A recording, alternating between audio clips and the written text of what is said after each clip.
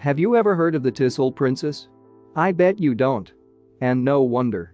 After all, there is not a single fiction book, scientific article or documentary about this find, which forever changed the life of an entire mining village. Those who could shed at least some light on the legend have long passed away.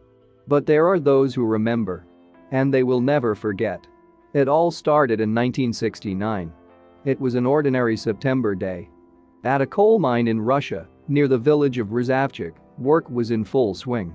From time to time, workers found old nails, fragments of women's jewelry, shards among the coal. But what no one really expected was that a sealed sarcophagus would be dug out of the coal closer to lunch. The employees were just in shock. Some, having forgotten that someone can inform, even began to be baptized. The local authorities immediately ordered to stop working. Alexander Masalagin, the head of the mine, rushed to call the district.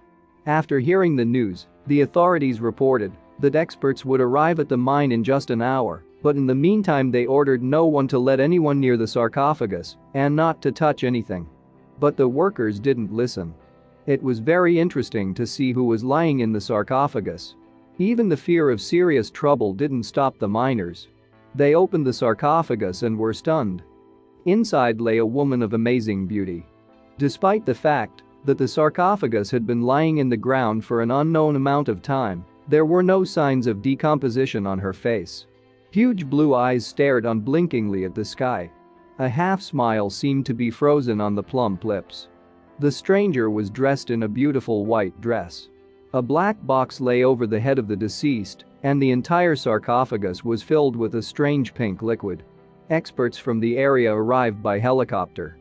Before lifting the sarcophagus into it, the workers decided to drain the pink liquid. But at the same moment, the girl's face began to be covered with cadaverous spots. The liquid was returned, and the beauty of the deceased was restored. A slight blush even returned to her cheeks. When the sarcophagus was taken away, all the mine workers were urgently transported to the hospital. It was said that both the body and the pink liquid could be dangerous for the health of the living. But no one died from poisoning. Only a man who licked a strange liquid a few months later went crazy and froze at the threshold of his native house. They say that the body of the beauty was taken to Novosibirsk. And a few weeks later, the scientist who studied the find reported incredible news. The girl died 400 to 800 million years ago. It is impossible to determine the composition of the liquid that was poured into the body. It is also impossible to understand what fabric the dress was made of. Now there is simply no such thing. This discovery was supposed to change the history of mankind. But soon everything calmed down. The locals were very much waiting for an article about the mysterious lady from the sarcophagus. But only a note was published in the newspaper that artifacts from the past were found near the village of Rzavnik. People got confused and forgot. But a few months later, the military descended on the village. Work stopped. The mine was cordoned off by the military. They went around the village and seized newspapers with this tiny article. People understood that something very strange was happening.